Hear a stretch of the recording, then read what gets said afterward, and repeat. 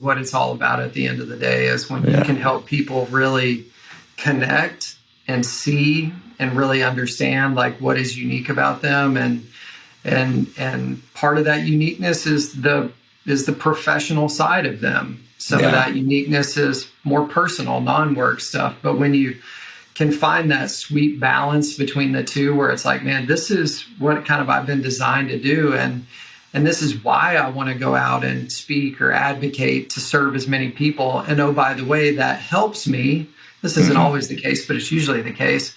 It helps me drive growth of my business or be a better leader or a whatever.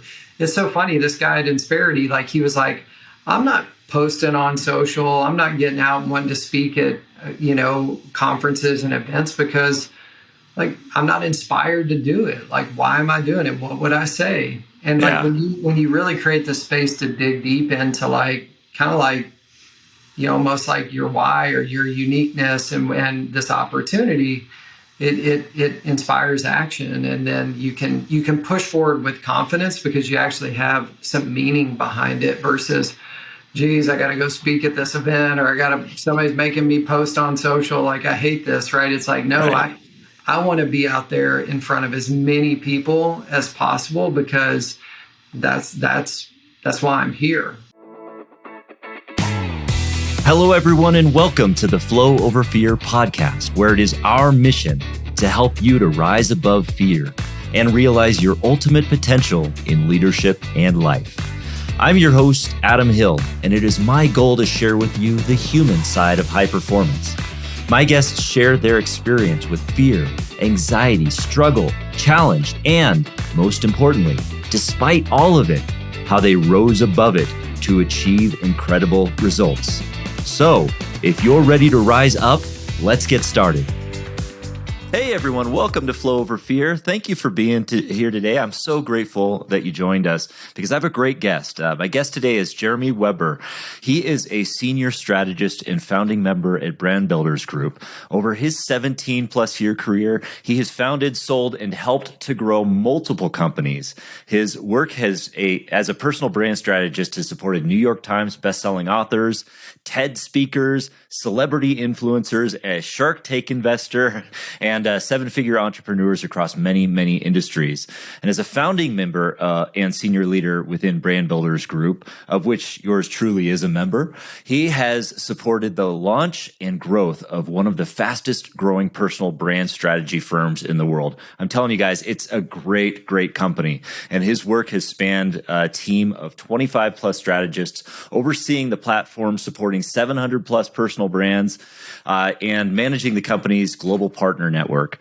As a thought leader in the technology industry, Jeremy has spoken to audiences of over 15,000 people, and I've got to witness him speak, and it's amazing. And he sat on the advisory board of a global software company with annual revenues over $1 billion. Jeremy, thank you so much for joining me. Appreciate it. Adam, thanks for the intro. I always feel a little bit weird, like hearing people say that.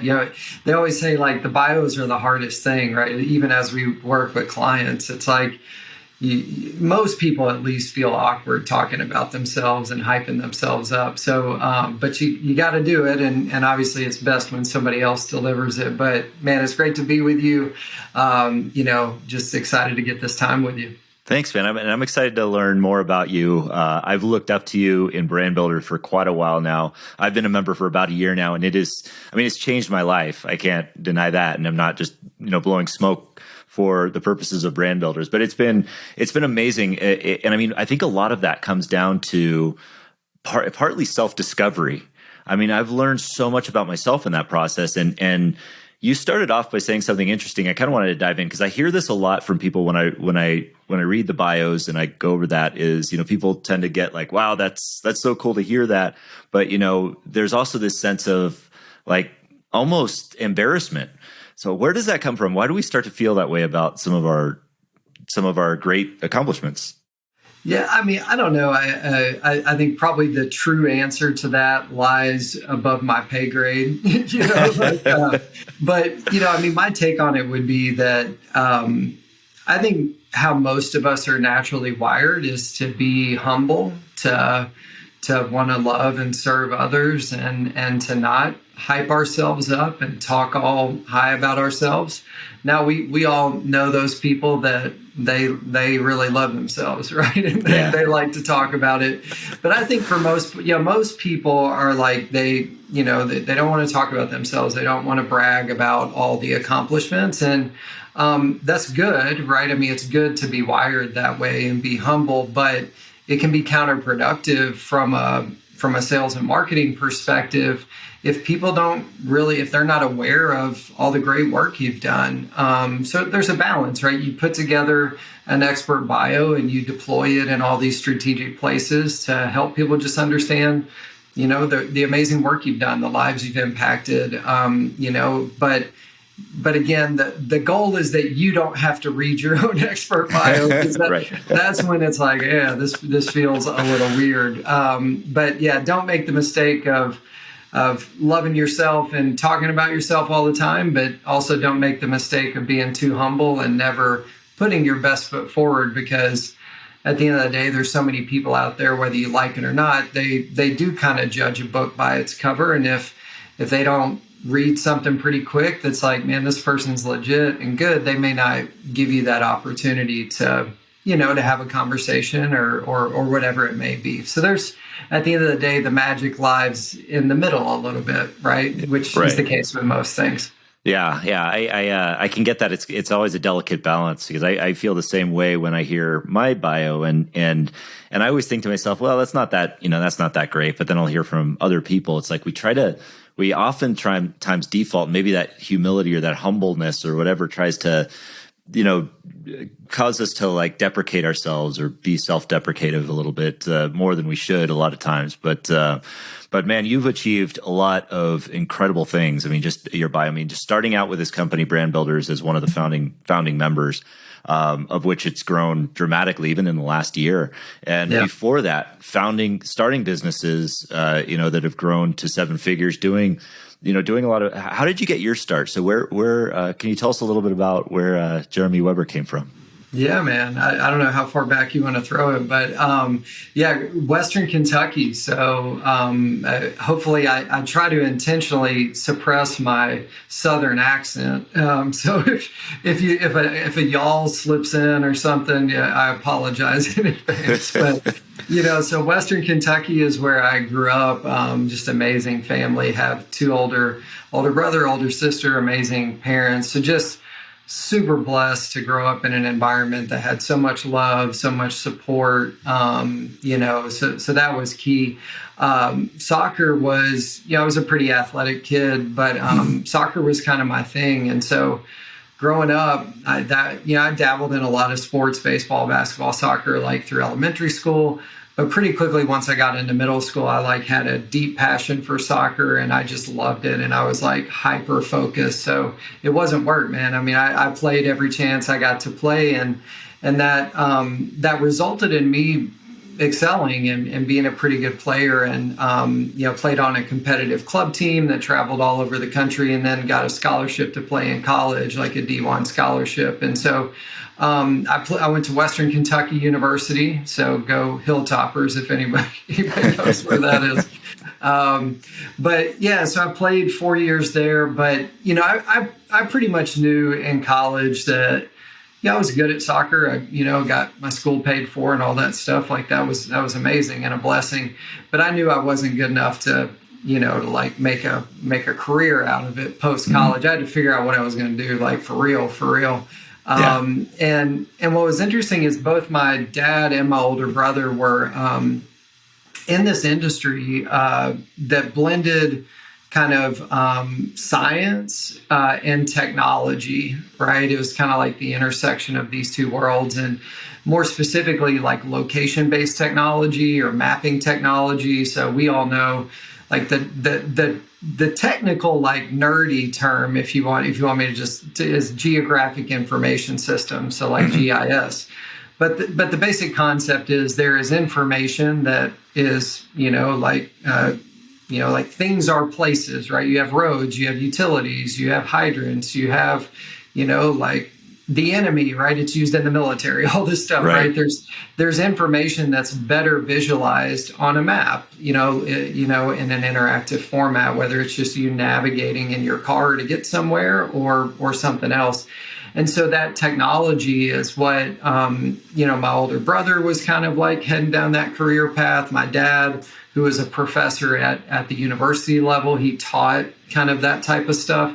So at a young age, I was kind of exposed to it, and I was like, that's kind of cool.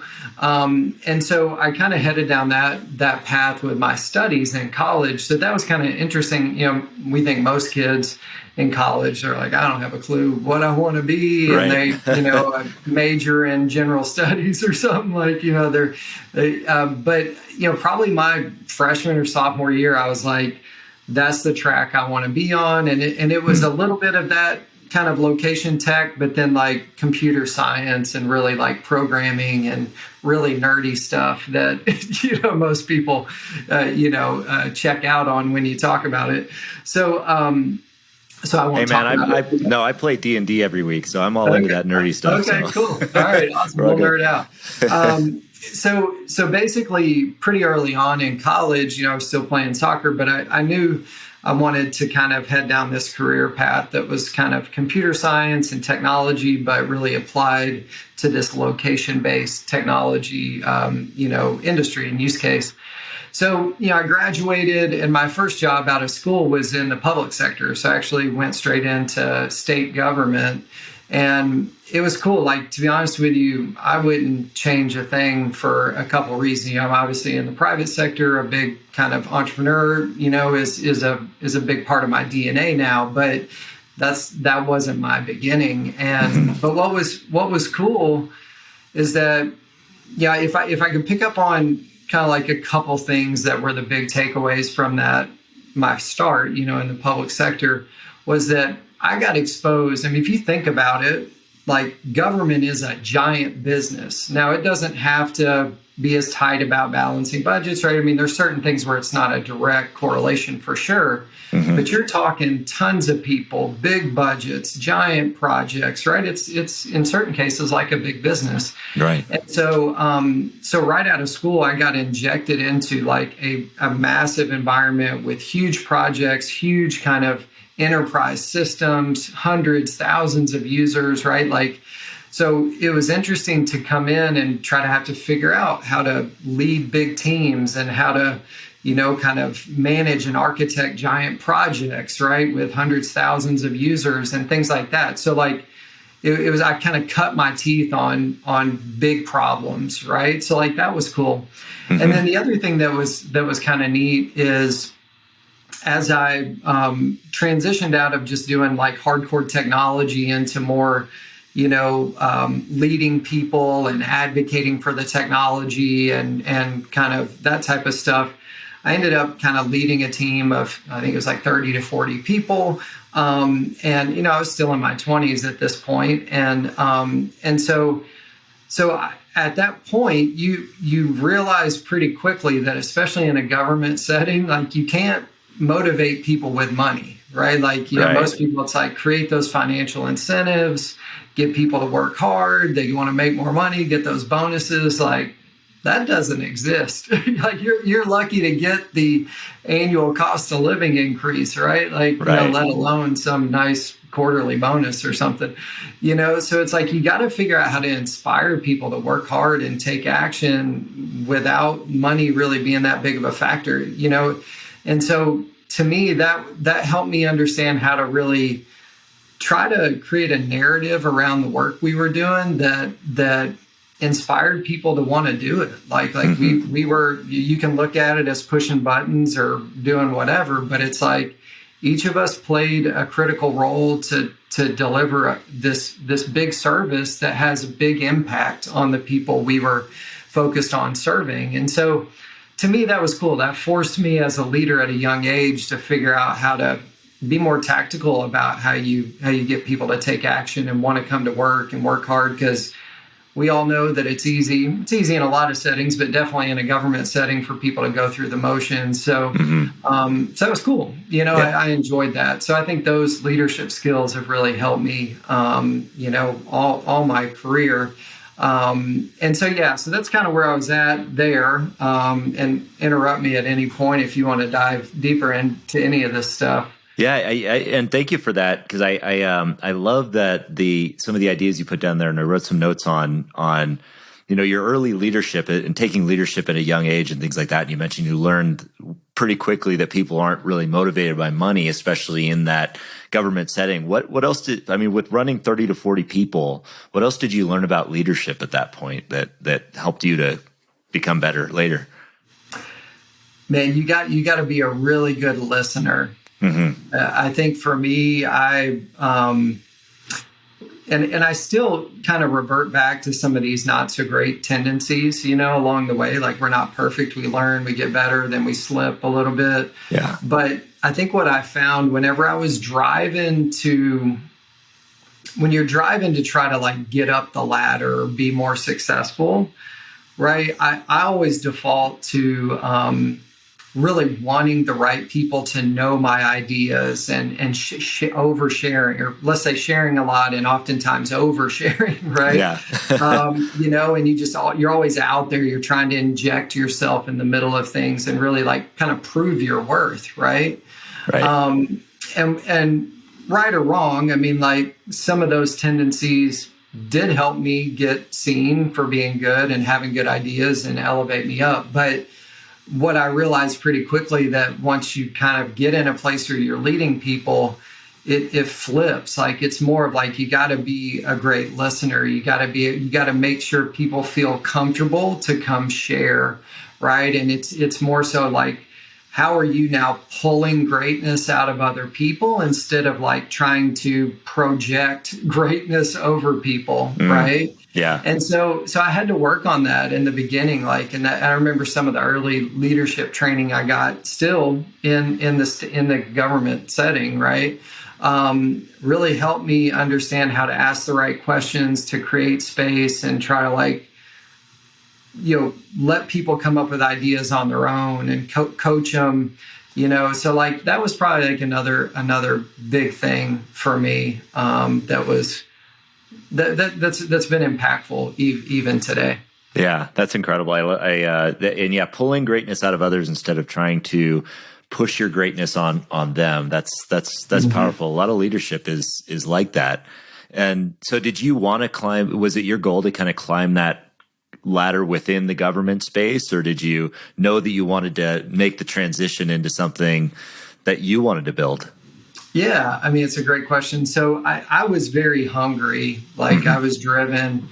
What was interesting at this time, I had, like I told you, I came up through this technical path. So I knew programming and all this stuff, technical stuff, but I wasn't the best I wasn't the nerdiest of nerds, right? There were better but I had this ability to communicate, understand very complex technical things, but communicate them in a way where non-technical people could wrap their head around them and understand them, right?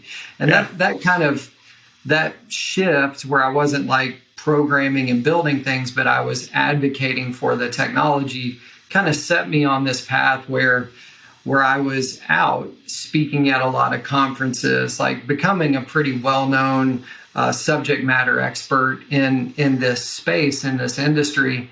And so I was hungry, if I had to boil it down to two things, what was fueling the fire, I'd be lying if I didn't say money was part of it. I was young, sure. And I was wanting to make more money, right? And it's hard to make more money in a government setting. But I think more so than the money, I believed in this technology, right? I saw the impact it had on the different public and private sector companies that used it, and I just believed in it. And so I wanted to go out and tell as many people as wanted to listen about it. So there was those two things that really were driving my work, and I saw an opportunity in the market to where, because I was hyper focused. Most people are well, technology is an industry, but this is a subset of the technology industry. So I was very laser focused on this tech, and because I was so focused, I was able to see some gaps in the market that most other people didn't. Mm-hmm. And so I think at that point, that entrepreneurial bug in me was kind of like I've got an opportunity to do something here, like to build a software product that will plug this gap in the market. And I think I have the technical ability to do it. And I can even remember in my home office at the time, sitting there like, what am I going to do? Yeah. And I was like, what convinced me was like, I don't want to be sitting here 5 years from now and be like, what if? Yeah. Like, what if I had done that? And so I went all in, like I was like, I still had my job at the government, but like I would come home at night and I was coding and building this product, and ultimately brought that product to market and licensed it. And then when was licensing it to a couple organizations, and then one of those companies wanted to buy it. And, that's where I was in this position of, all right, I got to make a big pivot. And I was ready. Like, I think my boss there tried to do some things. And actually, it was pretty cool. My boss at the time in state government, he wanted to keep me. He was a huge mentor for me. Tom Fleming is his name. I'll give Tom some props here. But like, I learned so much. Yeah, I learned so much from him, man. And he was a lot older than me, but just so wise. But I remember when I told him, I was like, man, I think I'm going to jump. And he was like, let me go elevate this up to the boss and see if we can't do something to keep you. And what's interesting is the head, like the comptroller of the Treasury, like the controller, that's like, an appointed official by the state legislature, et cetera. Yeah. He was a guy who had tons of success in the private sector. And, most of these high-level government officials, they like make all their money in the private. They come in and, they're like trying to have bigger impact now on the government side. And so he was like, I'll never forget this. He was like, good for him. Yeah. Let him go. Let him go do his thing. Let him go make some money. Let him go do his thing. And he didn't want to try to keep me. He was like, I think he knew what was on the other side and knew I was kind of wired to try to go after some of that. And so he didn't even try. He was like, go. And so that's where at that point, my tech got purchased and I came on as a partner in this regional tech firm and really was doing similar work where I was out speaking on big stages, putting out kind of thought leadership content online, brokering partnerships and big deals, business development, just trying to drive growth of our tech company. But that was kind of the pivot from public sector to private sector back in the day. And that was probably about 7 years into I did about 7 years in the public sector before I pivoted out. That's great. Yeah. And I want to really, really emphasize a point that you made there so that everybody could hear this, especially if you're a leader in this audience, is that the great leaders, great leaders will take real good talent. And yes, of course, they're going to do everything to keep them, but ultimately they're willing to let them go because that's where growth in the future comes from. People like Jeremy, if he was still working in that private sector, might not be fulfilled in that way. So that leader saw something else in you that could serve both you and the world as a whole. So that was a great move on his part and your part. Yeah, but amen to that. Yeah, I don't want to minimize the scariness though of making that leap. And you'd mentioned kind of looking forward 5 years from now and saying you didn't want to say what if, but was there anything else that like helped you to, in addition to the support of your mentors and things like that helped you to make that leap and gave you the confidence to do it? Mm-hmm. Man, you knew something was underneath there, right? You trying to, I'm glad you're probing a little bit. Yeah. So one thing I didn't, and this is pivotal, like a huge thing in my life that I failed to mention, and it had a big impact on that decision. While I was in the government job, and this was probably,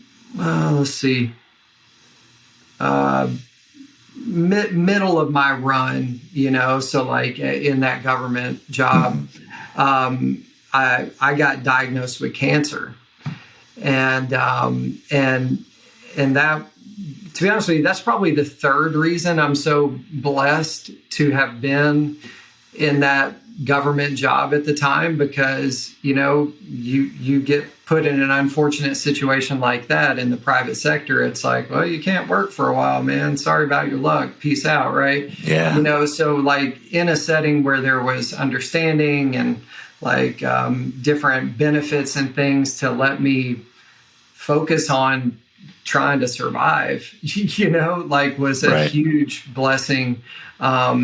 And so again, like I got diagnosed with cancer, went through chemo treatment. And so I think for me, coming out the back end of that, like when you think you got issues in life, and then when you're fighting for your life or have a loved one that's fighting for their life, you realize that those things aren't as big of a deal as you might have thought. And so I think for me, that was a wake up call. One, you got to take care of yourself, but two, life's not guaranteed. And we got one kind of crack at this here on this earth, at least. And so it's like, let's go. Let's I don't want to be like, what if, because I may not get another chance. Right. So I think for me, coming out the back end of that was a wake up call. And once I got through it, like all the things I was focused on, money, growth, like bigger impact, well, that went away. Like all my energy was on doing what the doctors were telling me to do and just trying to survive. But, once I came out the back end, it was kind of like a purifying experience almost. And I think, again, that changes your thinking and the way you kind of like analyze opportunities when you're faced with something like that. So I think that was another big factor that just like, okay, I need to do this because I may not get another opportunity to do it. So let's get after it. Yeah. And that must have happened to you when you were very, very young too. I mean, you're a young guy now. That was, so 24. Wow. Yeah. So that's a big life shifting, perspective to have as a 24-year-old. You're looking for, you're looking for different ways to grow in companies and things like that. And all of a sudden you're faced with your own mortality. And that shifts your perspective. And you kind of touched on this there too, that you came out of it purified. Do you look at it now as kind of a blessing in disguise, or do you look at it or how do you look at it now? Yeah, absolutely. A blessing in disguise. Like I think, I wasn't perfect coming out the back end. Like there are still things like, I'm very flawed and was driving too hard in a lot of the wrong areas, even as I continue to push forward. But I think for me, it brought my wife and I even closer together. Like she was my rock, like going through that. And again, it just makes you appreciate the small things, like it's so easy to get tripped up with what society tells us is important and just overconsumption and all this stuff. And I think it just, when you're fighting for your life, not much else really matters. And you figure out who your real people are. And you dig into those relationships to just grind and get to the other side. And so I think it was kind of a wake up call in a lot of ways. But definitely a blessing in disguise. So. Yeah. Well, I hope you don't mind if I dig in on this, because I know a lot of people who may be struggling with something like this and maybe experiencing dark times, just feeling like really, really demoralized, or really feeling like giving up or what have you. And just kind of knowing that there is miracle beyond that challenge. What kind of, did you face those dark times? How did you manage those those times where you were just feeling like overwhelmed with it?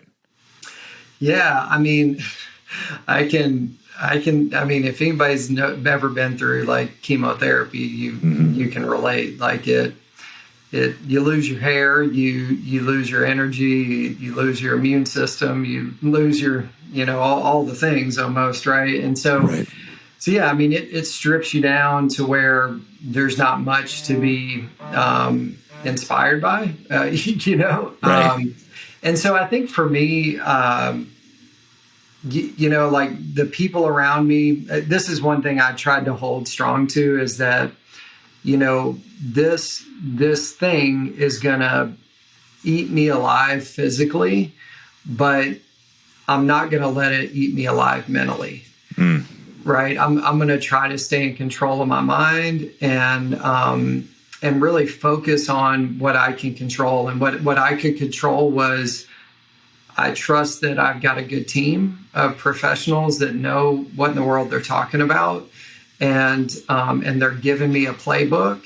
And this playbook is the playbook to stay alive. And so I'm going to focus on all my energy on just doing what they're telling me to do. And I'm not going to think about what could happen or like how bad this is. I'm just going to be like, I am laser focused to get on the other side of this, because I'm not done yet. Right. Like, It's like, I'm not done. And so I think for me, that was a big part, is just staying mentally strong. And a big part of, being mentally strong is, your faith, right? Being spiritually strong. And so, just my faith was a huge part of it. I'll never forget my mom's mom. So my grandma on that side of the family, in the middle of all my treatments, she sent me a card. Like, she was older, but, and we didn't live close to another, but like she, was trying to help any way she could.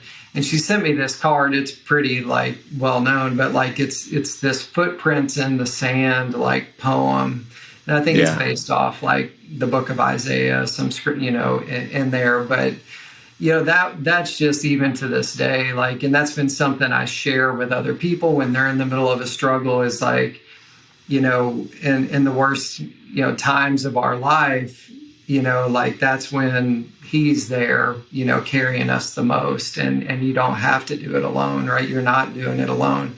Yeah. And so like, man, that was a game changer for me, just that reminder, and just, again, staying hopeful in the middle of a dark place. So. Yeah. That's so powerful. I mean, especially that last part of faith, because the idea that we're letting go of things that are outside of our control, but giving those to a higher power of some kind. I mean, pardon me, that works so well within, any type of struggle. I know it worked in my own addiction recovery, just letting go of what I was outside of my control and then controlling the things you can. It's not always easy. It's hard. But it's worth it, and you seem to come out the other side stronger. Did how long did that process take, and when were you fully recovered, and then when did you get into the new venture? Yeah. So again, this was all during kind of the government time. So I had surgery. It was like literally about a year from surgery, where they. Just like I was doing monthly checkups and monitoring, because we thought we had caught it early enough where it hadn't spread, and it would get to avoid all the fun chemo stuff, right? Yeah.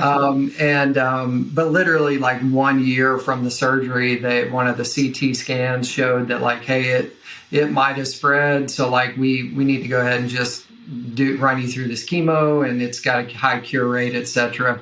So there was about a year of kind of dealing with it, but not too crazy. And then probably another 6 months of really dealing with it through the chemo and everything. So about a year and a half, in my mid 20s had that, not so pleasant, but again, blessing in disguise kind of, experience.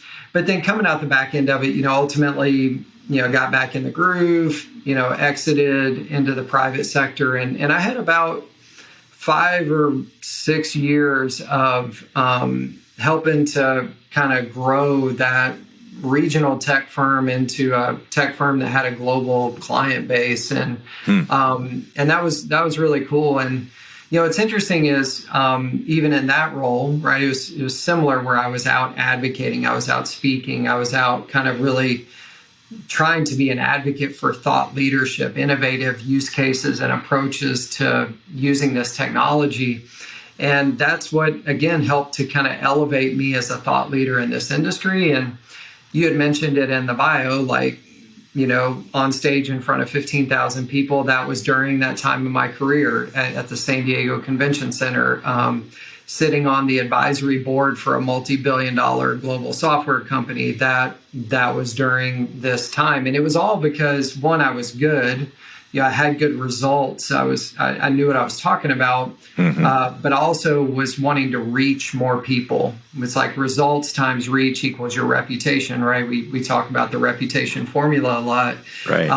But it was like I had been disciplined and focused and to be really knowledgeable about something, but I felt like this calling or almost obligated to try to share that knowledge with as many people as possible and reach as many people as possible, because I believed that this technology could solve real problems, could really help the people on the other end. So I just wanted to get out there. It could have been stuff on social, it could have been blogging, could have been on stages at conferences, could just be out networking with people. I was passionate by it. But yeah, all that led to me, being pretty well known in the industry and those opportunities. And then as a result, a decent amount of traffic and growth to our back end business to help us grow. So that was cool. That was a cool run. And then I had another, blindside moment, where you want to get into this now? I don't know if you have any probing questions, but we just keep rolling. Yeah, absolutely. Keep going. Yeah, okay. I'm getting notes. I'll hit back on some of these things, but I'd love to keep you flowing. Yeah. So this would be a time in my career where I was very passionate, like I said, but I was also very driven. Like I was hungry for more. Success was always right around the corner. Fulfillment was always right around the corner, right? It's like, when I get X, and then you get there, and it's like, there's something more, right? It's never enough. And so as a result of that, I was working hard, doing a lot of great work, but I was also I was pushing really hard, and that pushing for growth, I was kind of in the middle of trying to broker some acquisitions, right? A bigger company buying us out to help us. And that vision was just in conflict with the vision for some of the other partners of the company. And that created friction. And I came into work one day pretty early, like I would, and nobody was in the office. So I was like, nothing was kind of new. But then all of a sudden, my other two business partners walked in, and they were like, come to the conference room. And it was like, slid the papers across the table, like, man, this isn't going to work out. Like, you're out of here. So just like that, man, I something I had worked so hard to build so much equity and growth and just in a company. And it was like, that, you're out, And so that was another, just like looking back, a blessing in disguise. But I deep down, I needed, like, it wasn't going to work out. And that was eating at me internally in a lot of different ways. And so what was really cool from that experience is, one, it forced me to make a big change that I would have never made on my own. Right. I had always been so hyper-focused in that industry. And I think I needed, and I don't want to say this in the wrong way, but like, I feel like if I had just stayed in that industry, I wouldn't have been able to reach as many people as I feel like, maybe God wants me to reach, or, like whatever. But I just feel like I needed to pivot out. Like I'd kind of been so focused for so long. It was just like, hey, I kind of feel like I've been there, done that. I need to do something else. But I probably would have never made that change on my own. Like I wasn't that daring to make that big of a pivot. Yeah. The other thing, which is probably more valuable, it is more valuable, is it immediately, when you go from having a good job, good stable income, all these things, to no income and what the heck am I going to do next, it's another one of those like wake up call moments. And I think for me, what was so powerful about that is, I realized in that moment that I was happier. I was all of a sudden happier, and I had a lot less money coming in. But it was like, so man, the money has nothing to do with my happiness, right? But I'd never been in a position to like have to figure that out. Yeah. And so it's just like all these things grinding, pressing, like working too much, like not having good balance. And all of a sudden it's like, you don't have a job and you don't have money and there's a lot of uncertainty, but oh man, like I'm just as happier now. It's like, so that was like a big aha for me to like pay attention to what you're focusing on and what you place a lot of value in, because it's easy to get things backwards. So even though you were taken out or you were essentially kind of removed from this business that you helped build and had no income after that, you found yourself happier at that point.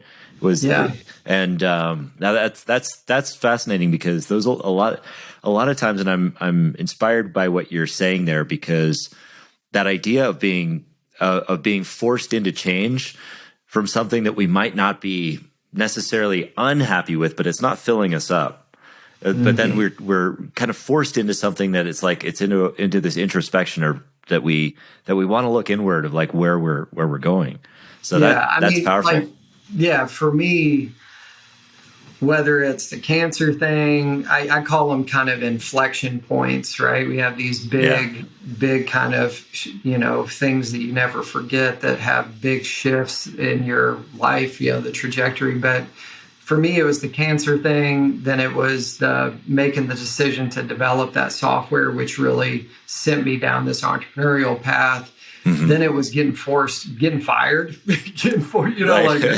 doesn't sound glamorous, but again, that was one of those things that, sent me down a different path that I would have never done on my own. And I think as painful as it was in the middle of it, like God had a bigger plan, right? And God works in mysterious ways and through different people and things, and so that's my belief. I mean, everybody can free to believe in whatever they want, but like for me, that it was a big change that needed to happen. He knew I would have never made it on my own. Mm-hmm. It was a change that was forced, and super, super grateful for it. Looking back, in the middle of it, I was like, wasn't that glamorous? But never fun. We're in the middle of it, right?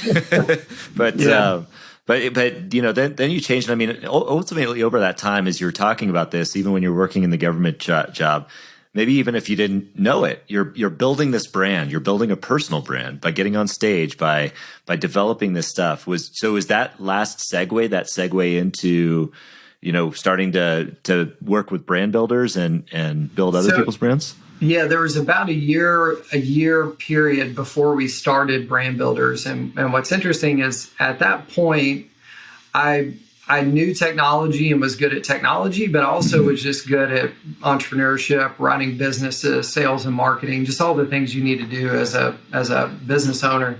Right. And so I knew that like, okay, I don't want to just go back into the same industry.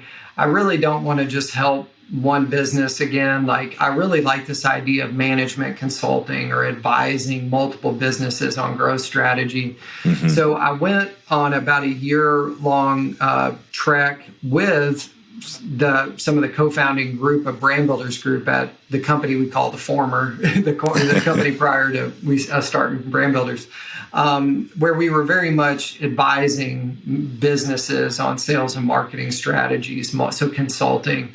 And so I did about a year of that until another godlike thing happened and, a big blow up that sent us out of that company. So again, all this stuff, it's kind of like I'm walking through a landmine almost. I feel like at this part of my, it's like, boom, just God blowing stuff up left and right. Right. But that's what really sent us on this trajectory of starting Brand Builders Group. Like we knew a lot, this group that started it, we knew a lot about just building businesses. We knew a lot about sales and marketing, but we also knew that we didn't want to just be another sales or marketing, like marketing agency or sales coaching company. It's like, how do we do something different? Like, what's the future? How are things trending? Mm-hmm. And that's where we said, like, let's be this personal brand strategy firm, right? And it's this idea, because it had been, you look at a lot of the founding group, it had been part of just like the natural DNA of how we had successfully grown our different businesses over the years.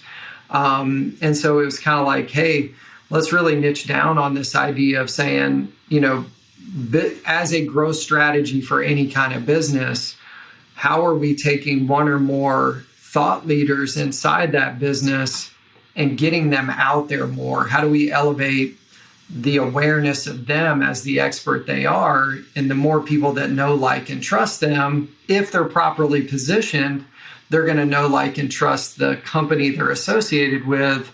And all of that is going to help any type of business differentiate from the competition in the market, right? Really kind of give themselves a competitive edge, and ultimately, build, I like to think of it as like building trust at scale. Like, how do you kind of build trust at scale? And trust is not established between a person and a business. To a certain extent it is, but real trust is established from person to person. And so that's kind of been this angle of, how do we work with, great minds that are doing, trying to do good work and have big positive impacts in this world? How do we get them out there so they can serve more people? But at the end of the day, they're always like, there's a business behind them. Could be a big business, could be a small business. But that's kind of the heart behind it at the end of the day. And that's true. I mean, you guys are working with a lot of, you're small fish like me, schmucks like me, but also like, I don't know about that. No, but Lewis Howes, Amy Porterfield just released a book that's been working with you guys. It's you have a lot of big names in there and a lot of and a lot of reach. It's incredible to be meeting the people in here. And so the founding members, was it you, Rory, AJ? Who else was in that group? Yeah, I'm not going to do this justice, but so it was Rory, AJ, El Petrillo, Kristen Hartnagel, myself, my wife, Jane, Thomas Dodson, like Brittany Parker. There's about eight, 9 of us. Again, I'm probably leaving somebody off and they're going to hate me.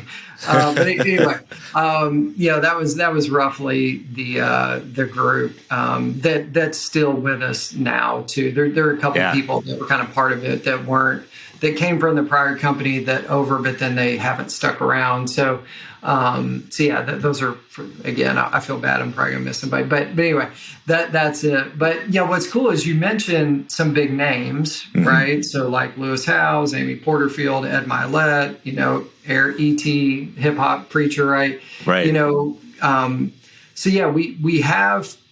We have bigger individuals, bigger names, right? Right.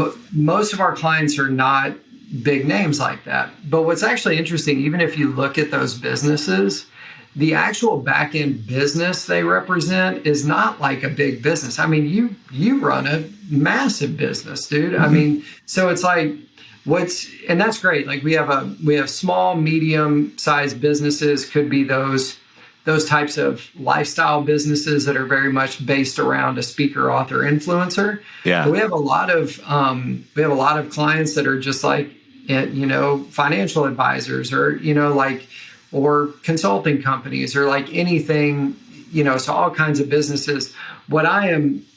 What this is kind of the thing I'm most kind of like nerding out on these days is deploying our strategy within big businesses. Like we have one client called Insperity. They're a multi-billion-dollar, publicly traded business where we're working with multiple members of their executive team.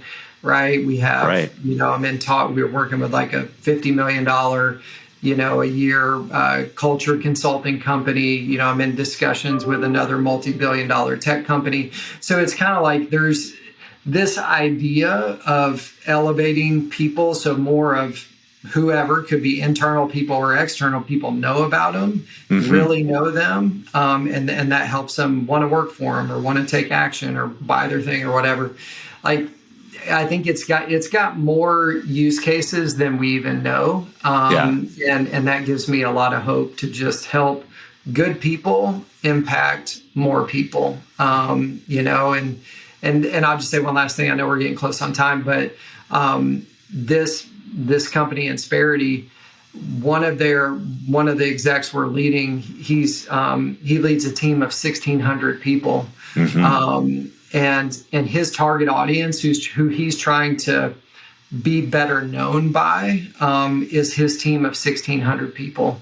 He's not even focused on outside, like, you know, customer acquisition, strategic partnerships. It's all, how do I build a more well-known personal brand, right? You know, so I can be a better leader to my team. And that when we figured that out, I was like my mind blew. I was like, I never thought about that, but it's true. So that's kind of cool. Those are some of the edge cases, but I think that's, you know, like, that's the future. Like, it's going to go there. So yeah, well, that's why it's powerful, and that's why I love having, you know, you, and like I had Kristen Hartnagel on so many episodes ago to kind of talk about this, because there's so much in a personal brand, and we all and we've learned from and I've learned from Brand Builders Group that we all have a personal brand, every single one of us. And, you know, part of my personal brand, well, I learned more about myself. I found alignment through Brand Builders, because I was a triathlon coach, and I thought I needed to be a better triathlon coach. And I learned triathlon wasn't the thing, you know, that I found this alignment of what I wanted, where that passion, what I was good at, and what, you know, everything else that where that aligned. And it actually gave me more conviction, which I also found was an antidote to fear. You know, finding that flow over fear, that's where I found that. So, I mean, I think that what you're doing with Brand Builders, what you guys, and helping people find alignment through brand DNA and teaching these crafts is you're helping people to rise above fear and embrace, you know, their true authenticity. And it's beautiful. Yeah. So, yeah, I mean, that is what it's all about at the end of the day, is when you can help people really connect and see and really understand, like, what is unique about them. And part of that uniqueness is the professional side of them. Some of that uniqueness is more personal, non-work stuff. But when you can find that sweet balance between the two, where it's like, man, this is what kind of I've been designed to do. And this is why I want to go out and speak or advocate to serve as many people. And oh, by the way, that helps me. This isn't always the case, but it's usually the case. It helps me drive growth of my business or be a better leader or a whatever. It's so funny. This guy at Insperity, like, he was like, I'm not posting on social. I'm not getting out and wanting to speak at, you know, conferences and events, because, like, I'm not inspired to do it. Like, why am I doing it? What would I say? And like, when you really create the space to dig deep into, like, kind of like, you know, almost like your why or your uniqueness and this opportunity, it inspires action. And then you can push forward with confidence, because you actually have some meaning behind it, versus, geez, I got to go speak at this event, or somebody's making me post on social. Like, I hate this, right? It's like, no, I want to be out there in front of as many people as possible, because that's why I'm here, right? Yes. You know, so, like, I think you feel that, don't you? Absolutely. Yeah. That's the point where you're dancing with fear, where, you know, it's something that scares you, but it scares you in the right ways. It's, you know, what I call that oh crap moment. You know, it's that moment where your excitement and fear pop up, and you just want to go and do it. You want to get on as many stages as possible. And so what are, like, if you could give some advice to people who are kind of struggling with their own brand persona, aside from, you know, the obvious one, which is go to Brand Builders and get some help there. What quick piece of advice would you give? Yeah, I mean, I think what I would say one of the biggest mistakes is that people find themselves in a job or whatever. They aren't happy, and they think that the only way to find fulfillment or whatever is to start this side hustle or spin up this thing, and they think personal brand means I got to start a new business or like whatever. Yeah. And I would actually challenge that. I think when you dig deep enough, you can find the intersection between, like, you wouldn't be in your job if you weren't like good at something. You wouldn't be good at something if you didn't have some interest in it. Like some people hate what they do, right? You probably do need to find a new career. But I think most people, like, what you need to do is you need to connect on an emotional level with why you do what you do and how you can impact a ton of people through this work. And then let that inspire you to kind of like do what you do in a bigger way. So I think that's what so many people come to us and they're like, hey, I want to do this. And they have this big vision. And we're like, man, what I do for V1 is let's elevate your profile. Let's help you be known by more of the right people. Yeah. But our goal is to not start a new business. Our goal is to help you be more successful in your current business or grow the business you're running. Like, let's throw more gas on the fire of what's working. Because the last thing you want to do is you feel like you got to start a new thing, and then you start doing that, and then you're like, crap, this is hard. And then you realize, well, not only is it hard to get this off the ground, but now I've got diluted focus on my other job, and it's now stagnant, and now I'm feeling the pressure because that's what pays the bills. And it's like you don't go anywhere fun, right? Yeah. And so it's kind of like, to me, I always like to challenge people to say, like, maybe it's a different role in the company you're in, or maybe it's just more authentically connecting with the why behind the work you do and how to serve more people in this business. Like, let's start with that, because you can make a ton of progress, and then that makes it easier to pivot out if you need to downstream. Yeah. So find more, I guess, like everything else, it starts with self-awareness, like learn what you want and learn what you're good at, and just become more self-aware and just start applying that to everything you're doing now. That's beautiful advice, my friend. And where can people find you? What's next for Jeremy Weber? Yeah, I mean, like, I'm out on all the socials, right? So the Jeremy Weber, I think you probably put it in the show notes or whatever. But what I would say, if anybody's like kind of digging the conversation and they're like, this is interesting, like, seems like this may be something I'm interested in. We do this really cool thing. It's like a free 1-hour strategy call with anybody. And these are legit strategists that know what they're talking about. So there's tons of value with it. And we just find that whether we actually do anything beyond that or not, you can actually kind of like have some cool aha moments and make some good progress at no cost. So I would just say, like, if anybody wants to, take a next step, a free step, to request one of a free brand strategy call with our team. And you can just go to freebrandcall.com /JW, for Jeremy Weber. And Adam, you may put that in the show notes or wherever you're going to put it. But I'd say you can obviously Google the company or whatever and find general information, but that's probably the most tactical next step. If anybody's like, hey, this is kind of cool, like, let's see what this looks like. And maybe it's a way that I can find more fulfillment. I can have bigger impact. And while I'm doing all that, I'm also driving growth of my business or moving up the career ladder or whatever, which is a nice bonus. Yeah, absolutely. And speaking from experience, I had one of those free brand strategy calls, and of course I became a client. I'm getting absolutely nothing, from this. So take it for that. It was an amazing, highly valuable call just in and of itself. It made me want to convert, but I mean, just the conversation alone gives you so much clarity. So please, do that. Go to freebrandcall.com /JW. Get on that call and take a look at your own personal brand, because that is, getting more clarity on that to start. It can make you a better leader where you're at now, where you want to go. And it can help you to remove that lack of clarity, which helps you to get over that fear. So Jeremy, thank you so much for joining me today, man. This was awesome. And I know we could have gone so much longer, but it's always awesome to talk to you, man. I appreciate that. We'll do a round two, buddy. Thank you for the opportunity, man. Always good to be with you. Thanks, man. I appreciate it. And to everyone out there, thanks for joining us today, and we will catch you next time. Hey, everyone. Thanks for tuning in to the Flow Over Fear podcast. If you'd like to learn more about getting into flow and learn the foundations of flow, I have a free video series on my website at www.adamcliffordhill.com called The Foundations of Flow. Feel free to go there and download it and start your journey to rising above fear and achieving greater flow in your life. And if you like this episode, and I'm guessing you did if you stuck around for this long, then please do me a favor and hit the subscribe button, and you will receive notifications when I have new interviews, new recaps, and new trainings that pop up on YouTube. Thanks again for joining us.